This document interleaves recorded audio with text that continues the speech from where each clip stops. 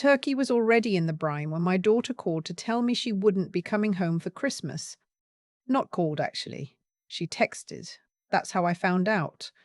A text message at 9:47 on a Tuesday morning while I was standing in my kitchen in Knoxville, Tennessee, with brining salt on my hands and a notepad full of grocery lists on the counter. I remember reading it twice, then a third time. Mum, Vince, and I talked it over, and we've decided to spend Christmas with his family in Scottsdale this year. We feel like we've been going back and forth too long, and it's just easier to commit to one side. I hope you understand. Love you. I hope you understand. I set my phone face down on the counter and stood very still for a moment. The refrigerator hummed. Outside, a car passed slowly on the wet street. A neighbor's dog barked once, then stopped. I picked up my pen and kept writing the grocery list. Heavy cream, cranberries, the good butter, not the store brand. I didn't cry right away. I think that's the part I still don't fully understand about myself, that I didn't cry. I just kept moving. 63 years of keeping things moving, I suppose. Let me back up. Let me tell you who I am before I tell you what I did, because the two things are connected in a way I'm only now beginning to see clearly. My name is Vera. I am 63 years old. I live alone in the same house I've lived in for 31 years, a yellow craftsman-style house on a street with old oak trees that lose their leaves in October and don't get them back until April. My husband, Raymond, passed 8 years ago. Heart attack, sudden on a Thursday in March. We had plans that weekend to drive up to the Smoky Mountains. We never made that drive. After Raymond died, I went back to work. I'd been a bookkeeper for years, part-time while the kids were in school. I went full-time. I got good at it. I retired 2 years ago with a small pension, some savings I'd built carefully over decades, and a house that was paid off. My daughter, I'll call her my daughter because that's who she is to me, is 34. She married Vince 5 years ago. He's not a bad man. I want to be fair about that. He's not cruel or loud or reckless. He is, however, the kind of man who has never once in 5 years shown up to my house without his wife asking him to. The kind of man whose family lives in Arizona and who I have met exactly 4 times, twice at the wedding weekend and twice after, and who calls me Vera in a tone that sounds like he's reading my name off a form. His mother. I'll call her what she is. My daughter's mother-in-law is a woman named Sandra who hosts everything. Every holiday, every birthday, every occasion. She hosts, and people come to her, and that is simply the way things are in their family. I have no argument with that. Every family has its rhythms. The argument I have is with what happened in September. My daughter called me in early September, voice bright, a little nervous the way she gets when she wants something. "Mum, I have an idea I want to run by you." I was on the back porch with my coffee. The leaves were just starting to turn. I said, "Go ahead." She wanted to plan a big family Christmas trip, not at my house, not at Sandra's house. A neutral place. A rental house in the mountains of North Carolina, she said. Asheville area. Big enough for everyone. Me, her, Vince, their 2 kids, Vince's parents, Vince's brother and his wife. She'd found a place online. 7 bedrooms, wraparound porch, fire pit, a view of the mountains that she described for 3 full minutes. She'd already priced it out. 7 nights over Christmas and New Year's. The rental was $4,200. I thought maybe we could split it 3 ways, she said. You, us, and Vince's parents. I did the math in my head. $1,400. A stretch on a pension, but possible. And Mom, she added, I was thinking, since you're so good at planning things, you know how you are, you could be the one to book it. Just put it on your card and we'll all Venmo you our shares. I know how I am. She said it like it was a compliment. I said yes. I booked the house that afternoon. I put the full $4,200 on my Visa card and sent everyone the confirmation details. Sandra sent back a single text. Looks great. Bint sent nothing. My daughter sent a string of heart emojis. Over the next 6 weeks, I did everything. I made a shared Google Doc with the house rules and the check-in time and the nearest grocery store and the hospital, just in case, because I am 63 and I have learned to know where the nearest hospital is. I researched restaurants in Asheville. I found a Christmas tree farm 20 minutes from the rental where you could cut your own tree. I printed a packing list for my grandchildren because they are 6 and 4, and their mother, my daughter, sometimes forgets things like children's Tylenol and extra socks.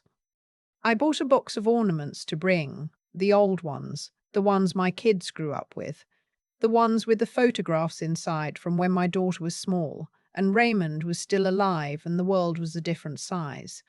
I packed them in tissue paper and put them in a box in the hallway. I did not receive one Venmo payment, not from my daughter, not from Vince, not from Sandra, not from anyone. I told myself it was early, people forget. It was only October. November came. I sent a gentle reminder in the group text my daughter had created. A cheerful message, deliberately light. Just a reminder about the rental payment split. No rush, but wanted to get it settled before the holidays get crazy. Followed by a small Christmas tree emoji, because I did not want anyone to feel accused of anything. Sandra responded, of course. I'll have Robert send it this week. Robert is Vince's father. Robert did not send it that week. My daughter responded, Sorry, Mom, things have been hectic. Will do soon. Soon did not come in November. It is a strange thing waiting to be paid back by your own child. There is a voice in your head, my voice anyway, that keeps saying don't make it a big deal. It's family. It'll work out. Don't be that person. I had been telling myself not to be that person for so long that I had lost track of who that person even was. I did not say anything more about the money. I paid my November credit card bill with my savings and told myself December would sort it out. The text came on a Friday. I was in the living room, wrapping Christmas gifts. I had bought gifts for everyone going on the trip. My grandchildren, my daughter, Vince, Sandra, Robert, Vince's brother and his wife. 8 people, plus a small hostess gift for the house, just because that is who I am. I had a Bing Crosby album playing on the old CD player Raymond and I bought in 1999. I still use it. It still works. My phone buzzed. Mom, I need to tell you something and I'm sorry to do it this way, but I've been anxious about saying it out loud. Vince's family had a conversation and they're not comfortable with the mix of both families at the same vacation. They feel like they don't know you well enough for a week together, and it would be stressful for them. Vince agrees it makes more sense for it to just be his side. I know this is hard to hear.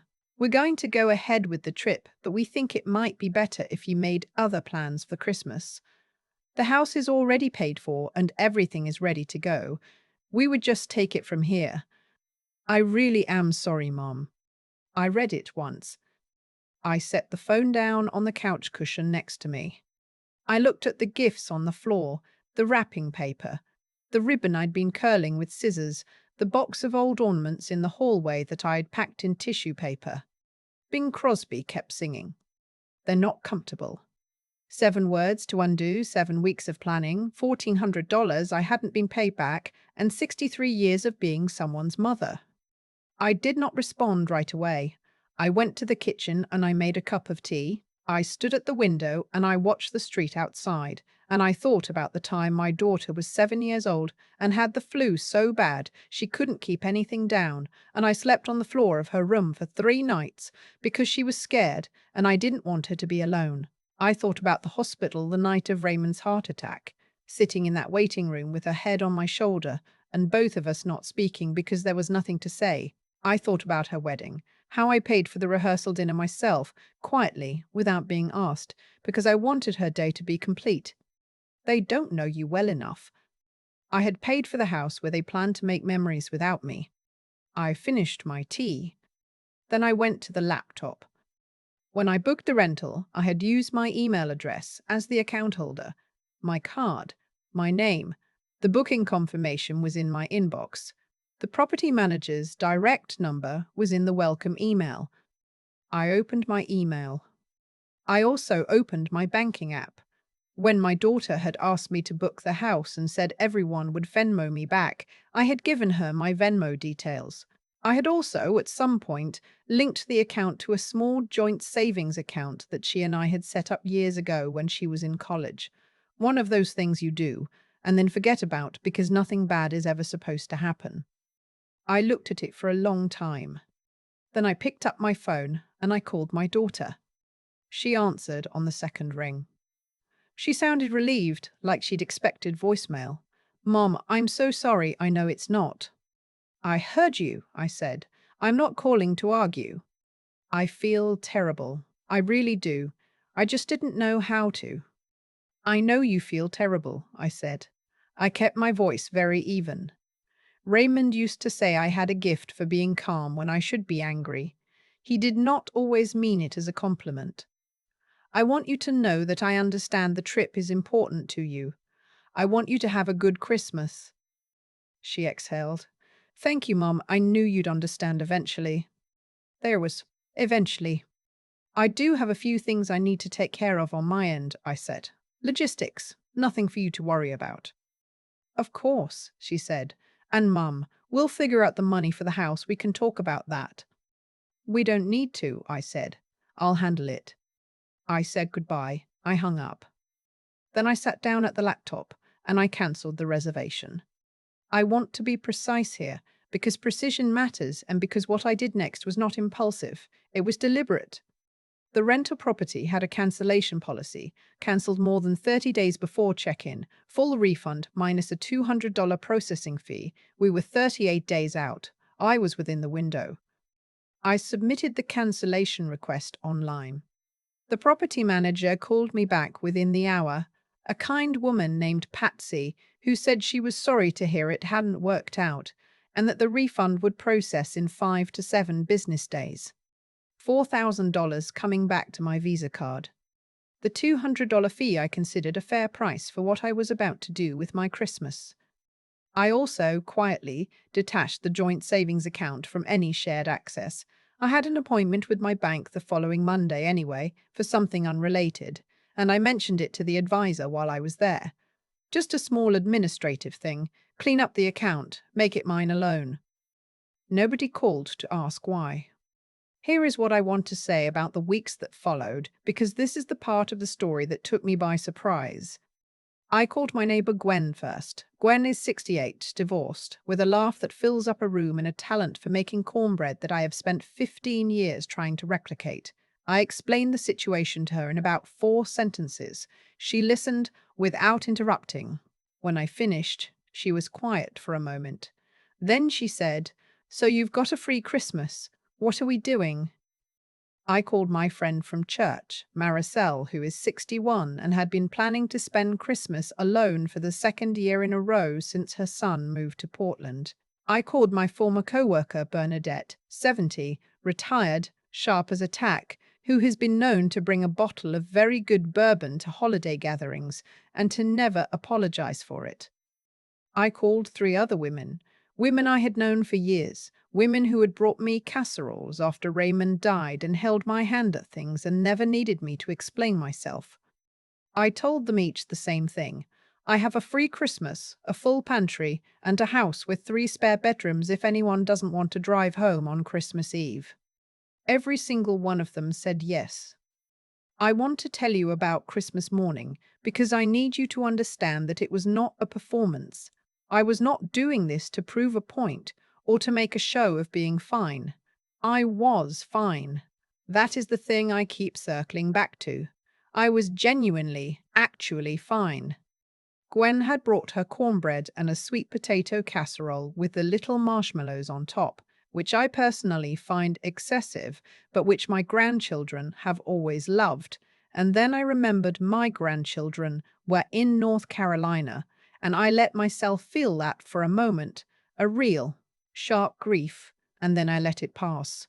Maricel had brought her mother's recipe for tamales because her family is from San Antonio, and she'd been making them every Christmas since she was 12 years old, and the smell of them in my kitchen was so warm and so specific that I stood in the doorway for a moment just breathing it in. Bernadette brought the bourbon. Of course she did. We put the old ornaments on the tree, the ones with the photographs inside. Gwen held up one with Raymond's face in it, a photo from maybe 1998, and she said, "Lord, he was handsome." And I said, "He really was." And it didn't hurt the way I thought it would. It was more like touching something warm. We ate too much. We stayed up too late. We played cards at the kitchen table until almost midnight, and Bernadette won 4 hands in a row, and we accused her of cheating, and she denied it with great dignity. I slept well that night, the way I haven't slept in a long time. The heavy, dreamless sleep of someone who has spent the day surrounded by people who actually want to be there. My daughter texted on December 26th. "Hey, Mum, hope you had a good Christmas. We're having a great time here. The house is beautiful. You would have loved it." I looked at the message for a while. I thought about what to say. I thought about the boxes of gifts still in the closet, the ones I bought for her children, unwrapped and still hadn't mailed, because some part of me hadn't decided yet what to do about any of it. I thought about the $4,000 that had come back to my Visa card, which I had moved into a CD at my credit union, because my friend Bernadette, who spent 20 years in finance before she retired, had told me more than once that keeping savings in a low-yield account was leaving money on the table. I thought about what I would have said 6 months ago, 3 months ago, before all of this. I typed, "I had a wonderful Christmas, actually. Hope you're enjoying the mountains." Then I put my phone in my pocket and went to refill my coffee. She called on New Year's Day. I was in the kitchen starting a pot of soup, the slow, quiet kind you make in January, when the world feels grey and you want something that takes hours. I let it ring twice, then answered. "Mum." Her voice was different, lower. The bright nervousness was gone. "Hi, sweetheart." A pause. "I heard you didn't go to the mountains." "I didn't." "Where did you? Were you alone?" "No," I said. "I had a full house. It was a wonderful Christmas." Another pause, longer. I stirred the soup. Outside, the oak trees were bare and dark against a white sky. "Mum, I need to ask you something." Her voice had gone careful. "The rental. When I tried to check in online to get the door code, the system said the reservation was cancelled." "Yes," I said. "I cancelled it." Silence. "You what?" The careful voice cracked a little. "It was my reservation," I said. "My name, my card, my account. When I was no longer going, it made sense to cancel." "But we were planning to go. The kids were excited. We'd packed." "I know," I said. "I imagine that was a difficult morning." "Mom." Something shifted in her voice. Not quite anger, not quite hurt. Something in between that I hadn't heard from her in a long time. "That was really, I don't even know what to say. That was hurtful. You knew we were counting on that house." I set down the wooden spoon. I leaned against the counter. Here is the part I had been waiting for. Not to be cruel, not to win, but because I'd been sitting with it for weeks, and it needed to be said clearly, just once. "You texted me on a Friday night to tell me I wasn't welcome on a trip I had paid for," I said. "You didn't call, you texted. And then you told me that the house was ready to go and that I should make other plans, as if the only thing left to do was clear me out of my own reservation." I paused. "I spent 8 weeks planning that trip. I bought your children Christmas gifts. I had my ornaments packed. I have not received $1 of the money I was promised." She didn't say anything. "I'm not angry," I said, and I meant it. "But I need you to understand that I am not a resource. I am your mother, and those are not the same thing." The silence that followed was the longest one we've had in 34 years of knowing each other. Finally, she said, "I'm sorry, Mom," quietly, without decoration. "I know you are," I said. "I believe you. I don't know why I let it happen that way." "I think you probably do," I said. "I think you'll need some time to figure it out, and that's okay. I'm not going anywhere." I picked up the wooden spoon. The soup was starting to smell like something. "Come for Easter," I said.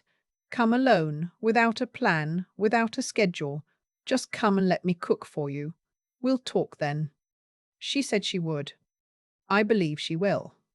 There are things I know now that I did not know a year ago, or maybe I knew them and had decided not to look at them directly.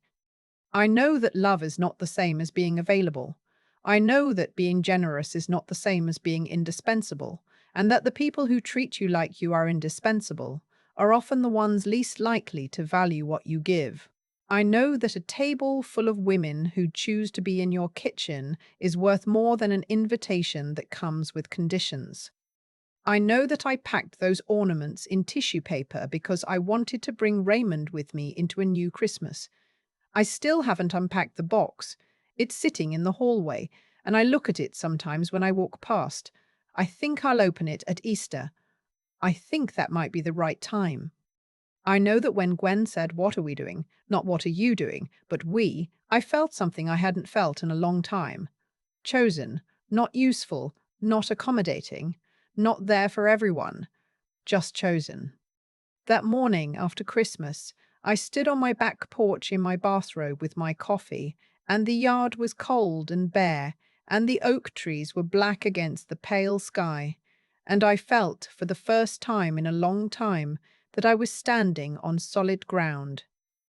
Not because everything was resolved, not because my daughter and I were fine, fully and cleanly. We're not yet, but we will be. Because I'm not the problem, I never was. And I finally stopped acting like I might be.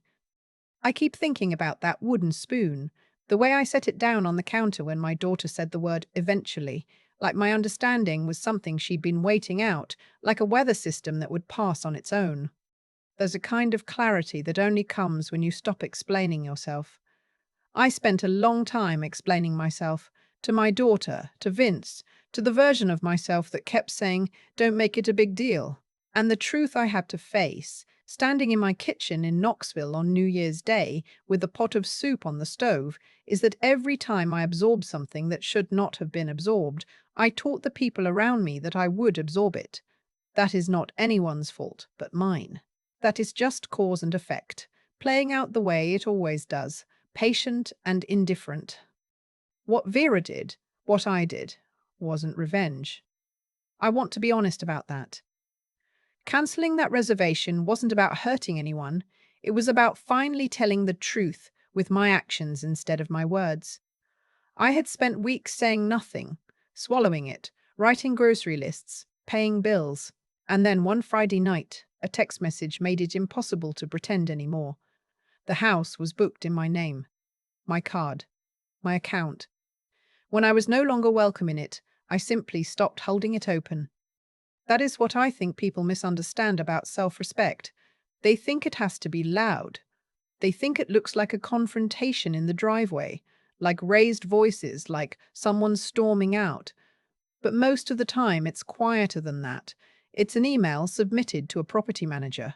It's a phone call that lasts 4 minutes. It's choosing, deliberately and without drama, to stop funding your own exclusion. The intelligence in it, and I don't say that to flatter myself, I say it because it matters, was knowing the difference between what I could control and what I couldn't. I couldn't control what my daughter decided.